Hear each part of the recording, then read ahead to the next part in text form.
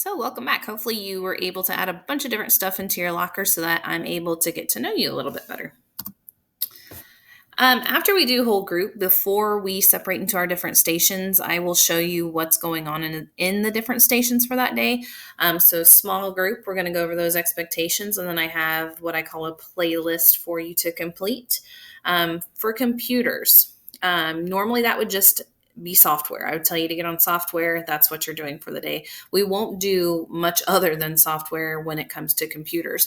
But for today and next week, I'm going to have a few activities for you to do. You'll notice this yellow circle with a V in the middle. That means virtual learners.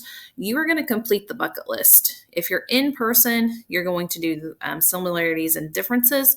And then when you're in person or it's your turn to do virtual, we'll flip flop those two.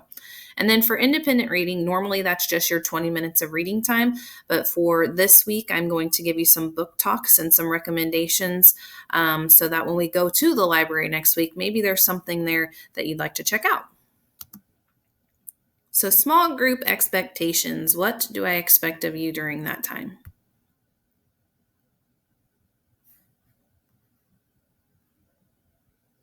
So, small group expectations is again just like it sounds. I'm going to split you into groups when you're in person, and I'm going to have you work one on one with me, with partners and groups, and complete a task for that day.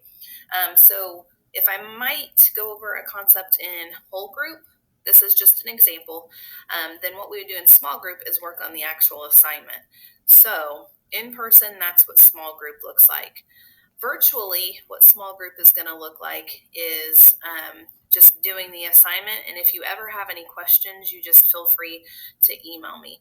So you will have the same type of assignment to work on, and I can help you in a Google Meet or again through email if you need a little extra help. But virtually, it's going to look a little bit different because you don't get that opportunity to meet in a smaller group setting to work with other students. So in person, we will complete the assignment and ask questions closely with the teacher and other peers. And then virtually, it will be completing that assignment for that workshop or whatever concept we are covering. The expectation is that you complete that small group assignment if you're not in person, because we are going to move on the next day to the next assignment. So if you don't have that completed, it's going to be hard to move on, and you're going to not be left behind. We don't want to say that word, but if you don't keep up with us, you are going to get further behind in class. It's just like if you were here and were absent and didn't turn something in, you would have to get that caught up. So make sure if you are home virtually, you are doing the assignments so that you're prepared to go when we meet again in person. The expectation, if you are in class, is again, you're participating. We'll probably have no more than 5 to a small group. So the same person, little Joey, can't answer the questions every single time. You are expected to ask me questions. You are expected to participate and answer. And if you don't know the answer, that's my job to get you there. Okay, not give you the answer, but get you in a place where you feel comfortable to answer the question confidently and finish the assignment confidently. So small group, again, like I said with whole group, is just that.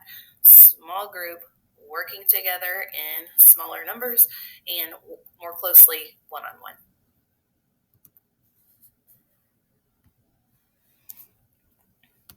So today in small group, what you're going to do, if you are in person, I'll explain this. But if you are doing virtual, please do not do this one. You can't do it with anybody because it's working with a partner. So this one you're going to skip until I see you in person. But if you're at home virtually working, what you're going to do is complete the bucket list. And if you've ever seen the movie or know the concept of a bucket list, you are just creating a list of 10 to 15 things you'd like to do this year. They can be serious and short term, or you can think about fun things you've always wanted to do. They can be school related. They can be personal. You have so many options here. So I want you to fill in these boxes here, 10 to 15 things of things you want to do before the end of the school year.